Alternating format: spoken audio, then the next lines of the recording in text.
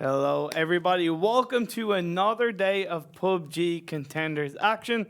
My name is Imperium, a.k.a. Cormac, joined by Geo, a.k.a. Geo.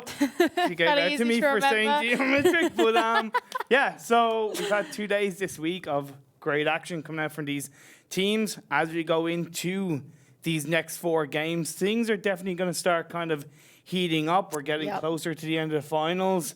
We're going to be looking at which teams really need to start stepping it up. Yeah, we're finally at that point now where we've crossed that halfway threshold. Yep. So now this is where these stats kind of start to set in stone a little bit. They've given us an idea of where to expect these teams. You can see the standings on your screen right now. So PG18, they managed to take that top spot back off of Airstation, Mike, back where they, feel like they rightfully belong. And then you look a little bit further down. I mean, one of the most notable teams at the moment, Cormac, is YMCA Esports.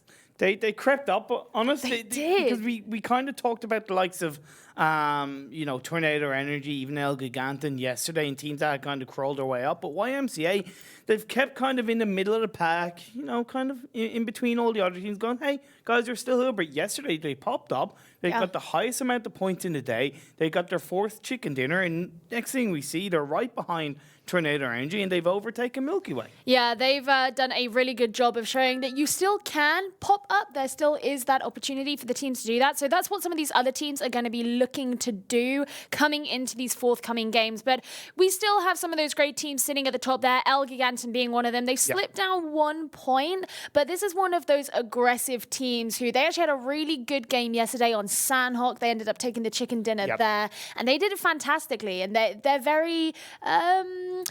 what's another word for aggressive? They like to push up on people. Shoot first, think later. Kind of thing? Something like that. Something like that. And then looking at the bottom of the table, right? Let's kind of take on the hard part of looking at the teams that are pretty much struggling. Team Moops and BetterLuckNxTime. Not only are they lying in 16th, 15th. Look, some teams have to be there, right? Oh, yes, but that's true. It's the fact that they're over 20 points behind 13th place, and you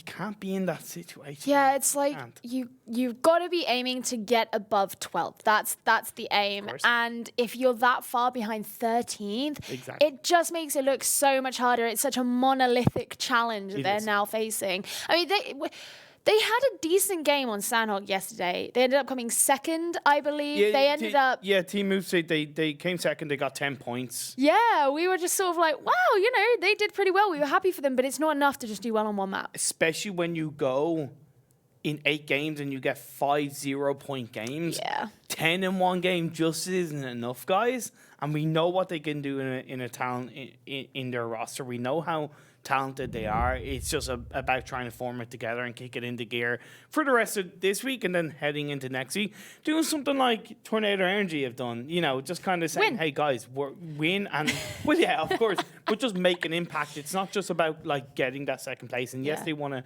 increase their consistency and take away those 0-point games, but you want to cause an impact. You want to create a ripple effect and say to the rest of the team, look, we are not to be counted out. Because one of the things that Team Moops, or one of the big problems that they've been facing so far, is they try to take these early engagements and they lose them. Yeah. And it's something that they need to be desperately trying to improve upon, because it's not just about, okay, improve on those early engagements or, just avoid them. It's about, at this point, if a team comes across you, they're not going to feel any pressure. And you need to find a way of applying that pressure onto teams that you come across, because it's a really big part of this game. We've spoken about it already, how part of the game, especially in the early phases, is not just to be shooting other players, but it's to be forcing other teams to move because of your presence. Definitely. And Team Moops just can't do that. Yeah, and it's also, I know all the teams and all the players playing, there's a huge amount of respect between each other, and that's always going to be there. But there is also, when you're in that game and when you're fighting for those positions and you know that a certain team has had those bad results, when you get that first knockdown and you have the intel, you're more likely going to think about Team Moops, okay, we can crumble these guys and we can put more pressure compared to teams around them, compared to the likes of Tornado Energy, compared to the likes of Milky Way, and even the teams that necessarily haven't performed super well, but because Team Moose have just really kind of put themselves into that kind of situation. Yeah, That in that little it's bubble. just going to be into that bubble. Yeah, exactly. And look, today we do have two Erangel. We have a Miramar, and of course, as usual, we end the day on Sandhawk. And it's going to be up to these teams like Airstation Mike. Yes, they're still in second, but they did have 2 games yesterday with 0 points. It was one of the worst days that we've seen them have. They came 16th on Sandhawk. Yeah, and considering how well they placed on Sandhawk, you point out, I think their average placement point. It's that their average placement point is 4th. So that their average points is highest on Miramar, but their average placement is 4th on Sandhawk, which is their highest, which means that they're good at surviving on Sandhawk. Well, so yesterday that was an entirely different story. And another team that have kind of stayed in there, but again, they didn't really make a huge impact yesterday would be 3D Max. They've done the legwork in the first week. Yeah. To really put them in a position where they're in the top 4, in the top 5, and they're holding on to that top 3 spot. And I've got to give credit to all those teams that are holding on to the top 3. Yeah. PG18, Airstation, Mike, and 3D Max.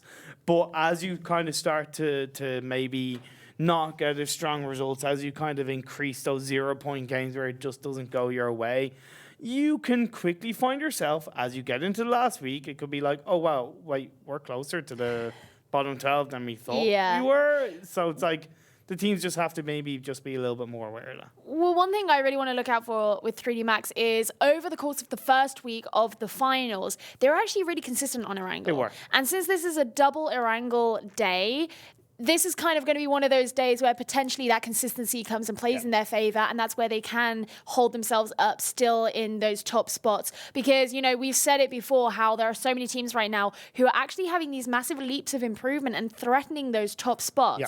And so they're going to be really relying on that, okay, this is a map that we can play consistently on. We're not going to be, you know, wildly depending on our emotions, depending on whatever, where they have real swinging results. This is a map where we expect them to do fairly well on. So that's what we want to be looking out for. Again, there are your teams. Well, this is the division between placement and kill points, and we talk about how effective getting those kill points count. PG18, 60 placement points, 126. That's over double the amount of placement points. You look at it, it's a little bit closer for the likes of Airstation Mike, 75 to 100, and even 3D Max, 75 as well on placement points, the same as Airstation Mike, and only 2 points behind them in total, and of course in that kill feed. Yeah, it actually shows when you look at the difference between Airstation Mike, 3D Max, and then PG18. It just shows how those second and third place teams, it's not all from the kills. I mean, they have a lot of kill points, don't get me wrong, but when you look at the ratio, it just goes to show how PG18, they have a significant number of those points are specifically coming from kills. Just looking down here now, another team that kind of has that sort of ratio is Jokers. They're sitting in 8th, who they have over double of their points are from kills and not just from placement points as well. And that's unsurprising. You know, they've been quite an aggressive team too. Definitely, and it's like looking at Tempest, who hold on to 13th place. They had a really good day as well yesterday. They got 32 points in 4 games. Yeah. 5th overall in the day of points.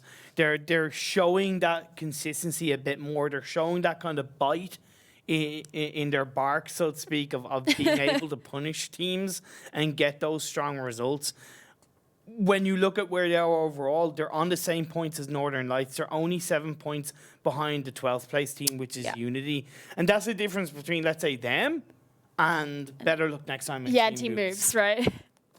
Well, all of our teams starting to launch down upon our island. And, you know, we've got to kind of look back from day 1 this week where we had double Erangel again. And it was Unity and Airstation Mike that took those 2 chicken dinners. And Unity came second as on the one where Airstation Mike came first. So, you know, they didn't have as good a day yesterday as they did on day 1. So it'll be interesting to actually see if they come back with that vengeance.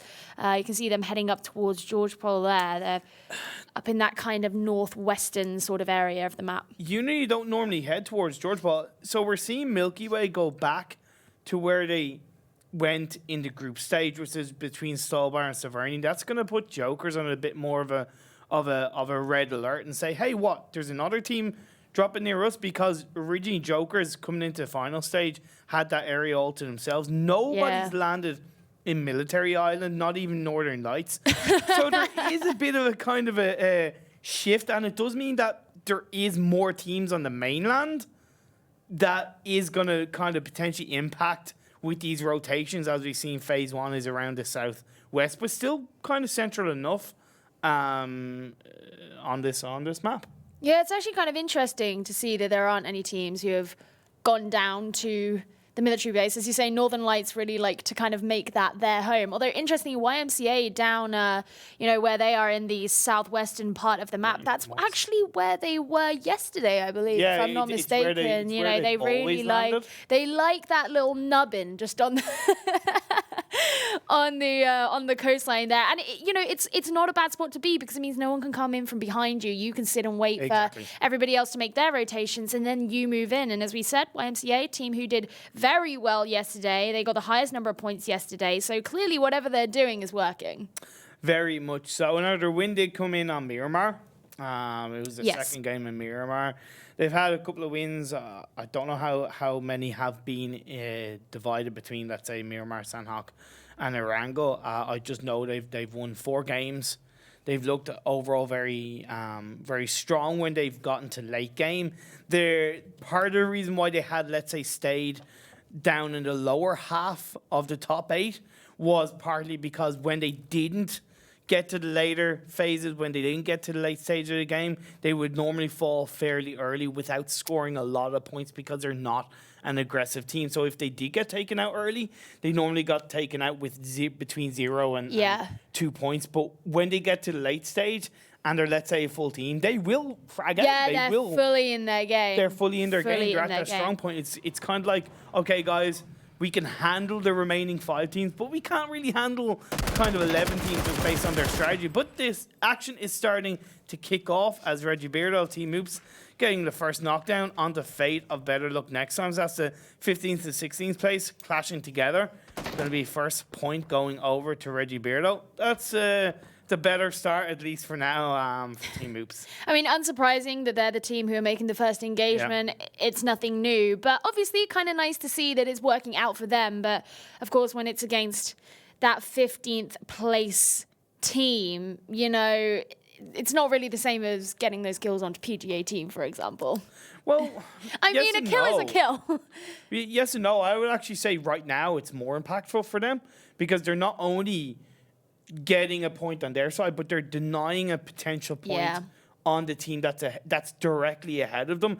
And you got to take it team by team when you're at the point where BetterLuckNxTime is. You got to say, okay, look, first we get ahead of BetterLuck, then we get ahead of Tempest, and so on and so forth. If you can jump 2 or 3 teams, great, but that's going to require a couple of strong results in one day. But for now, getting that first kill on the team that's ahead of you, it's a good start for Team Oops. And we know at least it's not going to be a 0-point game for them. Exactly. Jesus.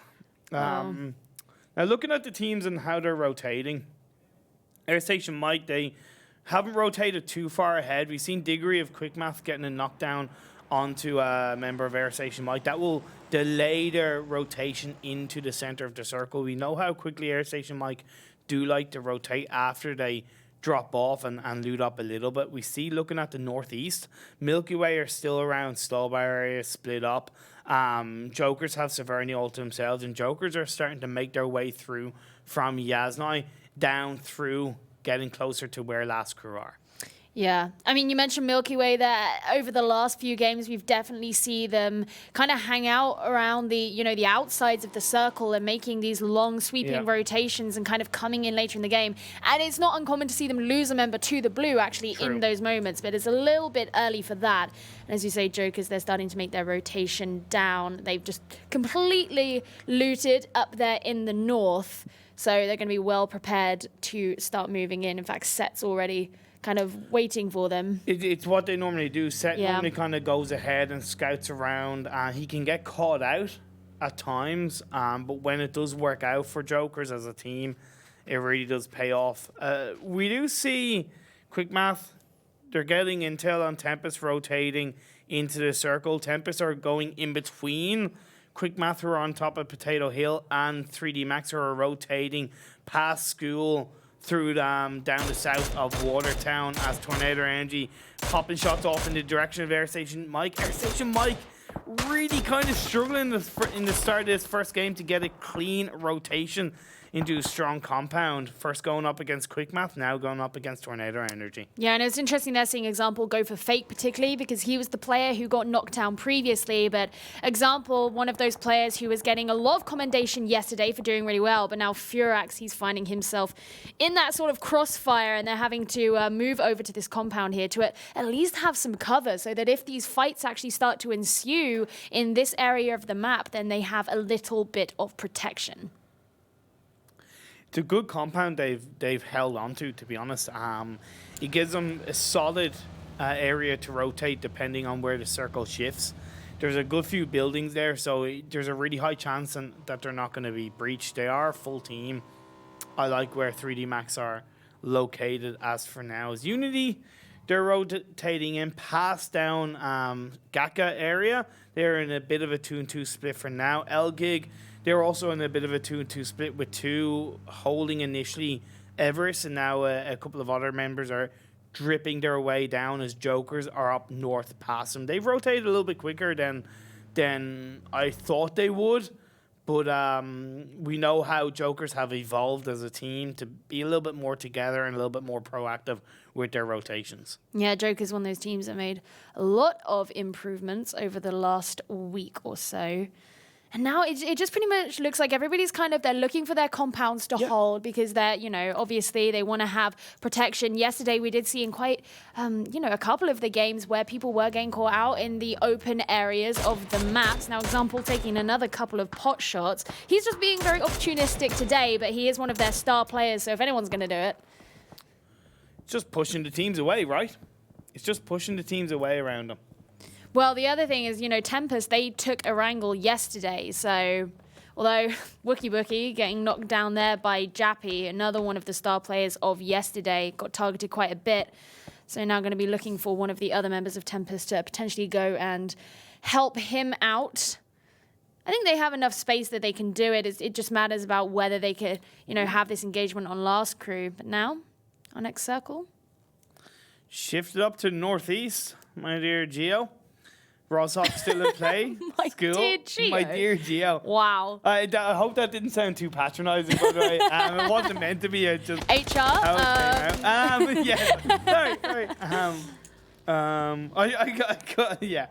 And now Airstation Mike, they're pushing on to Encelenzo and Pelsuch. Is quick math, so it's in a 4-2. Grenade pops out by Jazza. It doesn't quite connect for now. Smoke grenade has been thrown out by Encelenzo, try and create that level of protection for his side as Pelsic is in that building. Shots being connected off ToWzErA, having to reload that weapon on top of that building. Jazza doesn't get connected on by Pelsic. Where's the support? You don't really go into a building to get that kill as a one person. A bit of a miscommunication coming out from Jazza, and he does pay the price losing one member. It does keep it on as a 3v3 for now. Jupiter outside the building. All of those Airstation Mike members are in that one building for now, so the grenades are going to potentially start flying out by quick math unless Airstation Mike can look to separate. It was nice to actually see them rush in as that 3, providing the pressure. It's something we called, I think it was quick math, out yesterday for. But no, you're right, sending that one person in, disappointing, because you don't want to be losing people that early. And especially as Airstation Mike, they were trying to apply a lot of pressure onto quick math with those nades, trying to stop them from moving out of the building. And they were the ones who ended up getting punished for it, and it just should not have happened. Oh, well, these things do happen. As I said, a little bit of miscommunication here or there does often happen as Hugstar just peeking around looking for Encelenzo. It's going to be that duel between those two players. Both players are very competent. Hugstar in the group stage proved himself to be one of the most dangerous players when it comes to fragging out in the group stage, in the contenders. But in the finals, he hasn't really found his groove. Jazza is kind of really, I wouldn't say upstage him, right? Because it's not like it would be a level of certain friendly competition between the teams. But when you're looking at those two players, Jazza has definitely stepped up his individual game to connect those shots off and get those kills for his team. I I get that. I mean, the two, they were, at the end of last week, sitting at very similar average kills with Jazza at 1.2 and Hugstar at 1.16. So quite close. Fair enough. And Jazza, he has a bit more experience. He was on, Vitality and Rogue. And that, these are things that come into account. But you are right, Hugstar, definitely a very impressive player. But now, taking another look at Team Moop. So they've managed to, make it at least 12 minutes into the game. Fair enough. Oh, Jesus. Throwing shade much? 3 teams have handed essentially into Pachinki. That's InsideGames, Team Moops, and Northern Knights. Northern Knights are on the north side, in around the church area. You do have PG-18 in the warehouses that I believe that's where Tempest won the game yesterday, if I'm not mistaken. So we could see a similar ending in today's first game of Erangel. And then you obviously have YMCA to the south of them. You have Tempest up in between School and Pachinki, as well as Last Crew and Tornado Energy. It's actually interesting seeing Jokers. They're actually starting to make that rotation round through, but now we're getting this Eastern Circle come in. So this means Tempest, they're actually right in the center of it once again. So not a bad position to be in, but they are kind of sandwiched between 2 other teams right now that they are going to have to inevitably deal with. They will, but now we see fEJK going in, down to 37 health, knocked down. We saw Degree getting knocked down due to a grenade. fEJK gets taken out, and Airstation Mike are eliminated in 16th place. Wow. Not to take anything away from Quick Math, but that is unusual from Airstation Mike. Starting today with a bad game, 16th place. A little bit disappointing for them, considering where they are overall in standings, but they'll reset themselves. And as this game goes on, the teams are looking to rotate. Tempest, as you said, holding on to that center circle. We have InsideGames pushing on outside of Pachinki into the warehouse compounds. It's really interesting to see how both Milky Way and Jokers have completely changed their rotation. Both of those teams were coming down from the north, heading down towards the southwest, and now they're both going back up to the northeast. But right now, the Wanderers trying to get some of those shots onto Northern Lights. He's going to be bringing down OK Bro. It's a good start for them. Going to be looking, of course, to be holding on to this first spot. Now that Airstation Mike are out of the way in this game, it's going to make it even better for them. Yep. And we do see where InsideGames had the south part of Pachinki. BetterLuckNxTime have actually replaced them because InsideGames moved up to those compounds outside the north fields of Pachinki. And now we see YMCA Kajuti connecting on to Ubica, taking PG-18 down to 3 players. They are dancing around those bullets, the smoke grenades, looking to provide an extra bit of protection for PG-18 as they are in that church compound to the north side. Northern Lights were there, but Northern Lights moved a little bit more into Pachinki themselves, and they're getting closer to Team Moops. Yeah, I mean, they really had to rely on those smoke grenades because they were kind of all sort of dancing outside in the open. And when your enemy's got that 6x scope attached to their weapon, that makes it even easier to be able to, get those shots on. Right now, actually, we are seeing, I mentioned Jokers and Milky Way. We're seeing a gunfight happening between them all the way up in the northwest in the blue. Hey, look, you know what? They're going to do what they're going to do. Phantom does knock down Furax. We've seen that happen with 3D Max a couple of times. Perfectus connects on the double. But the revive should come out quite successfully because luckily it didn't happen in an area where they were really put under pressure. The worst thing for that, believe it or not, was the fact that they used the three smokes. Yeah, they used a lot of utility there. 3 utility, like 3 smokes. That's definitely tough as double does go down. Northern Lights getting the better of Team Moops. For now, we're going to see this phase shift as 3D Max do rotate on. They are in the southwest side, rotating to the center circle. It goes down to the southwest, so the likes of Tornado Energy, they're outside the circle. The compound that Tempest held onto, that's just on the edge of that northeast side. And ELGIGANTEN, they're going to rotate down from Watertown, getting close to where Unity are. Swinging like a pendulum, that's going to mean that all those teams are rotated all the way up to the northeast. They're going to have to be heading straight back down again now. But we are seeing Milky Way, of course, try and get those shots onto Jokers, bringing Set down. So it's going to make it a little bit easier for them, not have to worry about them as they both try to rotate in. It's kind of like we've got 13 teams kind of Yeah. in one game, and we've got two teams Jokers in another and Milky Way game. are playing You that know? game. I mean, look at this. The Boom knocked down the Tab. They're turning against themselves at this point. Well, I think they're just taking each other out because it's not worth trying to get the revive. It is in phase 4. And you don't want your enemies to be getting those points. Exactly. But we do see Marcelek connecting onto Melman in that rotation. Aliyah is on that bike trying to dance around, trying to get away from those bullets. He does for now. ELGIG, they hold on to that kind of... even though it's open-ended, because you've got a lot of ridges and you've got a little dips that they can duck behind, once they're positioned effectively and they know what's going on around them, it is a good place to hold on to. But right now it's risky because you've got Tornado Energy surrounding them, you've got Unity, and you've also got Tempest and even Milky Way, who've made their way through the blue zone, heading into a circle from the north side. And look at this. The calculus BetterLuckNxTime and Team Oops are all sort of within one another, saying that Arctic's going to get knocked down. And fights happening at the other side of the map as well, with Marcelek falling too. Arctic's finally going to be dying there. So Team Oops are actually, getting some value out of this game so far, but the pressure's going to be a little bit higher as the circle gets in. They haven't got Northern Lights too far away from them either. Oh, no. Now it's kicking off. We did see initially Milky Way getting knocked down to ELGIGANTEN. Wookie Bookie and Hort coming in and putting a lot more pressure onto ELGIGANTEN's fight to stay alive. Milky Way get eliminated by ELGIGANTEN. It was tough. They came in, they tried to get the push on, but it didn't work out. And now ELGIGANTEN, even though they survived, they're going to be paying the price now because grenades are going to be flying out by Tempest. Going to look to take advantage of it. Secured that kill onto Morpheus. It's only KnorkiS and Marcelek that's left standing. They're going to have to try and push away and separate from each other while also avoiding the shots that are being popped off by both Last Crew and Tempest, and even Unity as well from a distance. Yeah, they are in a position right now where they're pretty much going to have to invest what utility they have to try and help themselves if they want to be continuing through this match.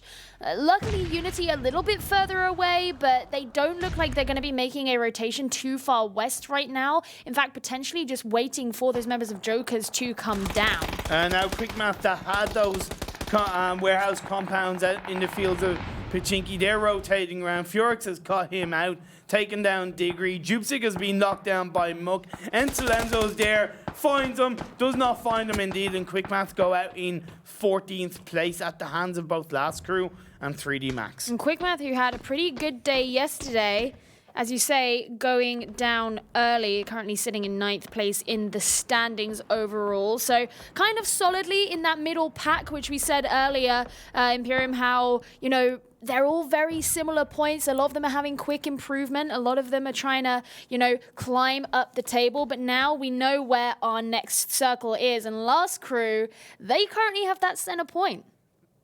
They do indeed. It's a compound.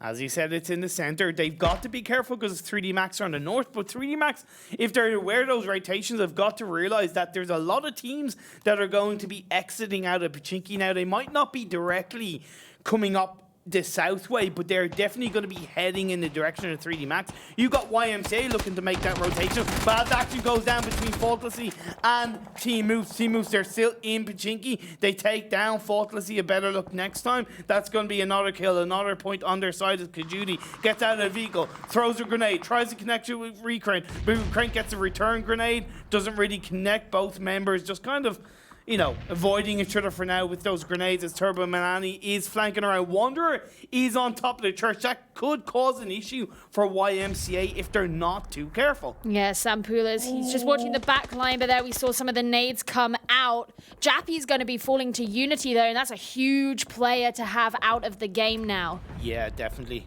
Definitely, indeed. It's going to put Last Crew under a little bit more pressure in that center compound.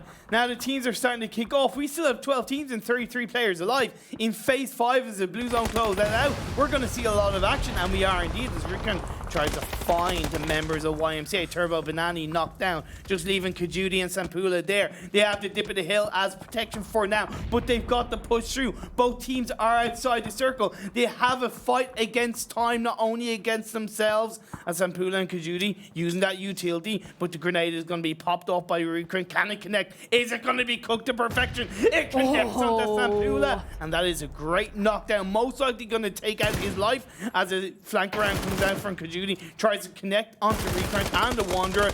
I don't know if he can find it. This could be a matter of end of days for YMCA. Yeah, they're positioning so hard, and the pressure is on. He's trying to connect those shots with Recurrent. Wasn't going to work out. Kajudi's going to be going down. And it was just a really tough position for them as they were sitting at the bottom of that hill, spread out so they couldn't help one another. And that amazing nade that came out as well.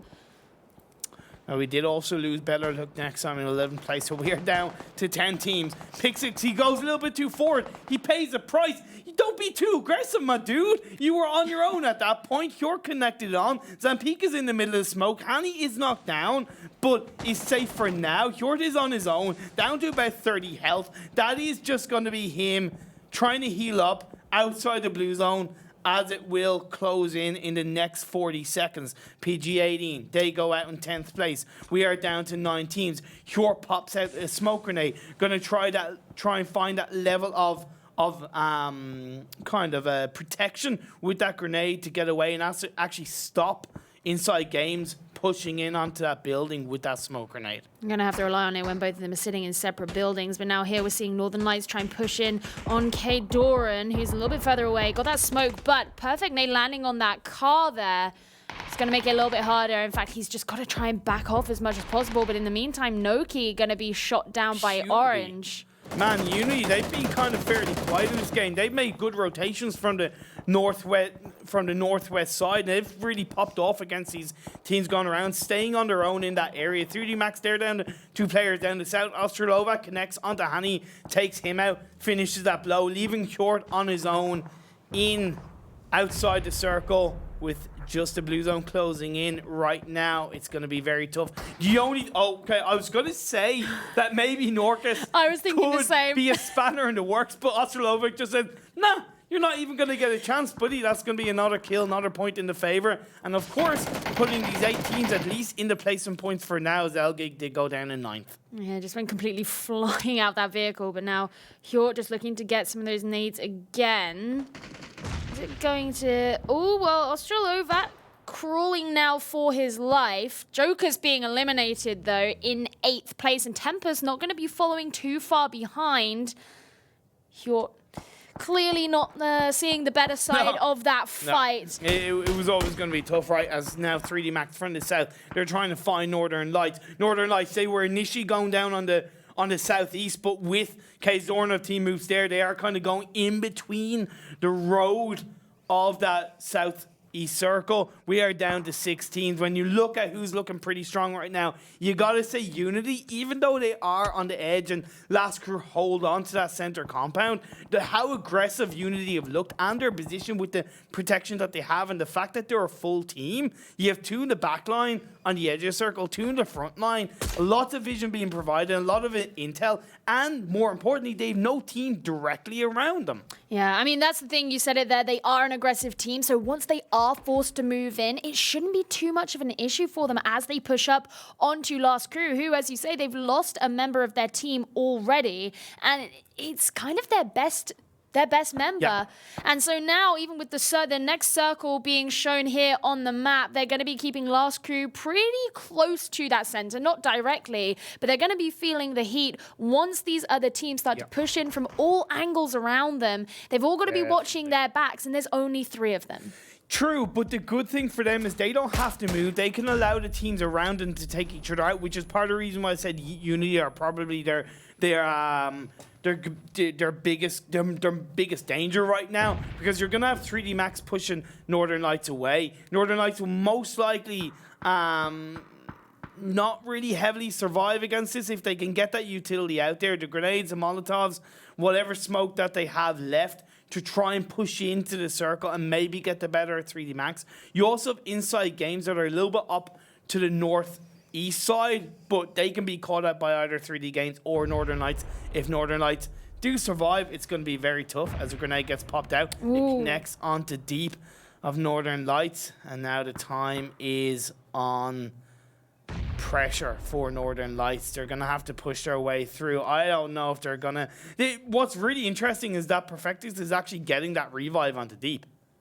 Yeah, and that's pretty huge. And the fact that this is quite an open fight here, there's not all that much cover. So they are relying on those nades quite a bit, as well as the smokes, to give them that protection. I mean, 3D Max don't have a lot of cover. They're in this sort of dip here, but there's going to be a pretty good sight onto them. Oh, this one's getting pretty close. Oh, yeah, nice. Phantom's going to be feeling that one. So now is fEJK going to go and help him, making them an easier target? Push through Northern Lights. I don't know how much information they have on how many members 3D Max are there, but they know they got. Here comes Deep. They have the man advantage. Deep goes in, gets taken out. fEJK faces no damage at all from that, leaving it in a 1v2 moment. As a smoke grenade pops out, you gotta say that was a bit of a mistake from Deep as the Molotovs or grenades go through, but they go past fEJK. fEJK is prone down. He's a newest member of 3D Max, joined in this phase 3, formerly Seek.org, but he's gonna be formally alive as he does go out. 3D Max get eliminated in 5th, and we are down to 4 teams. I didn't think Northern Lights were gonna survive that, but credit where credit is due. They pushed through, they used a utility that they had, and getting that revive on Deep, even though he eventually died, gave enough for Northern Lights to push through against 3D. They probably should have been a little bit more assertive with the push, but nonetheless, they are still alive, as you say. So they're going to be pushing forward towards the circle, which is now moved to the kind of west side of the last one. So last crew, they're still going to have that compound within the circle bounds, but as we see Unity particularly moving in on them, that pressure is going to be extending. Yeah, and this is where last crew have to have all their eyes and ears on every single angle around them. They didn't. Nukdov has found Mook getting that knockdown, but I think Northern Lights was putting pressure onto Unity there for now. But also InsideGames, they are there. On that rotation, Odstrelovac did get taken out, but you still have Zampeek. seniks has gone down to the play zone. It is moving in. That blue zone is going to do a lot of damage. It is phase 8. We are going to see phase 9 coming on through. We have 10 players left, and it's down to these 4 teams. Well, now we're seeing Unity going a little bit more aggressive as they actually move into the stronghold of last crew. Perfectic's going to be going down to Quizzy. So this is really kind of the start of their kind of aggressive engage that they're trying to make here. Look at that push through. They have so much space, so much freedom.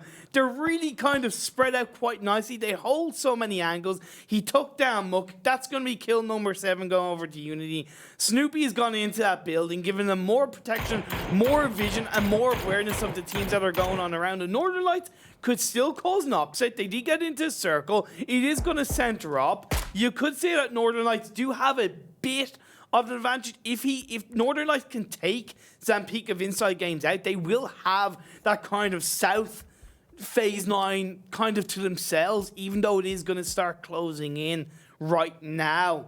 Well, look at where Quizzy's positioning himself behind this tree so he can actually get the intel on where Northern Lights are moving. I think what Unity want to do here is take this stronghold so they have that as the other teams have to move in closer towards them. So with eyes on everyone, they're really in an advantageous position here. Rip's looking to get a sight onto those members. We actually see Orange just cooking this nade to go through. The question is it going to hit anybody? Ooh, Zampeek is connected onto Perfectix. That's why I said Northern Lights, you gotta push on through against Northern Lights. The first knockdown comes through. Can Zampeek find a second knockdown? No, he does not. Actually, no, Rip connects onto Zampeek, takes out InsideGames, and then Zampeek does get that kill onto Northern Lights. So it's gonna put Spyro on his own, but on Northern Lights, giving Unity that advantage. Last crew are eliminated in 3rd. It's down to Unity. 3 against 1. Moving forward. I told you Unity looks strong. They get that win in the first game, and what a good start for them with 10 kills and that first win. Looking fantastic, and it's just a repeat of what we saw on day 1 this week. They did take that first Erangel game. It is a repeat of history, but I think it got to that point at the end there where the other teams, they knew that if they wanted to get some extra points on the board, it was going to be through kills, and there was no point in Unity being the target there because they would all be able to protect themselves, so they just try and get those kills from the other teams. Unity came in, they finished the last guys off, and take that chicken dinner home. It's also the fact that with those circle shifts, it was the fact that when you look at how it shifted with where the teams drop, and initially Pachinki was kind of included in it, right? So we had a lot of teams down the south side. We also had a lot of teams in the northwest side because of that circle. And that's what I talked about. By phase 4, phase 5, Unity were absolutely on their own. Yes, they did have to worry about the likes of ELGIGANTEN, the likes of Tempest, the likes of Milky Way, but they stayed relatively quiet overall. They had a lot of space on their own. Then when it came down to those final 6 or 7 teams, we saw the majority of them being down south. We had Last Crew in that center compound, but as I said, that space, that freedom that Unity had, it allowed them to dictate the pace of that game and push your teams around them away and get those kills. Yeah, there was no pressure, there was no rush. And I think the way that these players also as individuals have improved has allowed them to play this sort of play style where they spread a little bit, they send Quizzy forward because Quizzy alone is a threat and that forces out some positioning too. And then the rest of them kind of added a little bit more pressure onto Last Crew who were in that compound. And so being able to do that, being able to have that individual player improvement means that their holistic pressure that they add to teams has improved exponentially because they can afford to send individuals off to do the job of what some teams do as an entire squad. Definitely. And like Last Crew, they still got, I think it was 7 kills in that game. So they still took advantage of the compound that they had. They still allowed themselves to get a consistent amount of points. And it was still nice to see them kind of build on what was a pretty solid day yesterday, getting 26 points, following today with at least 10 points. If they can kind of push that through to the next Erangel game, to the Miramar and Sanhok game, we could also see Last Crew, who currently find themselves in 11th place, make a much better run to get into the top 8. Yeah, here we go. Match 26 out of 48. So you can see all the points. This is the bottom half of the table. So only one of the teams actually got 0 points, which is, you know, a little bit different to yesterday where we saw kind of a couple of teams be getting the 0 point places. Yeah. It is BetterLuckNxTime though. Airstation Mike just sitting above them with 1 point. And that, you know, they didn't have a great time yesterday either when they, at the end of the day, where they came 16th on Sanhok. So to start today getting the 16th place, not a good start. Not the best start indeed. And then we look at the top of the table. Unity got 20 points, as I said, with that 10 kills. Chicken dinner points. You have Northern Lights getting 13, 7 kills. Last Crew getting 7 kills, giving them 12 points in total. And then it's spread out quite evenly across the board. There's no other team in between kind of 4th and 8th that has an exponential amount of kill points. But at least they have the kill points with the placement points to give them a nice solid average for the first game of the day. Yeah, and it's nice to see teams like Team Moops being there in 6th place. You know, that's encouraging for them. Tempest, who I said, they did really well. In fact, they were the ones who won on Erangel yesterday. You know, not quite as good as they perhaps may have wanted to. So now having a look at these players, Rip sitting up there with 848 damage, which is, you know, about 220 above where Muck, who's sitting in 2nd place, is. So that's quite a definitive 1st place spot. And that's what I was saying. Like, Last Crew were still putting in the work in that central compound. It's not like they were camping it out. They were pushing the teams away. They were not allowing any team to kind of breach in and getting that damage, followed with those kills. Rip from Last Crew getting 5. It was a strong performance for Last Crew, but can't deny Quizzy and Anuk of 3 kills each. Unity getting that win. Damn, they're looking good. Yeah, it's nice to see KnorkiS on there as well. So you're getting, you know, a little bit of variety here in this. And actually quite a lot of those players getting 2. So now look at this. Unity versus Northern Lights. So this is your 1st versus 2nd place team. And actually the damage stat isn't as disparate as we see compared to some versus... No. It's actually really not bad. The match points is a little bit different, but like as far as the actual damage that's been dealt in. And even the kind of damage to kill ratio, right, is kind of pretty similar. 1,368 damage or so with 10 kills. You had 1,200 with 7 kills. It is very similar. It was just both teams had a different path. Northern Lights, you could say, actually had a harder path to get into that top 3 because they were coming in from down south. They were facing off against the likes of PG18. They had to get the better of 3D Max. And in that kind of push to get into the circle, I didn't think Northern Lights were going to survive. I thought 3D Max were going to get the better of them. Oh, yeah. I was in that boat with you. And it paid off. But anyway, It's the first game over and done with. We do have another Erangel coming up for you guys in a couple of minutes, but don't go away. We're going to kind of have a bit of a break and see you guys in a couple of minutes.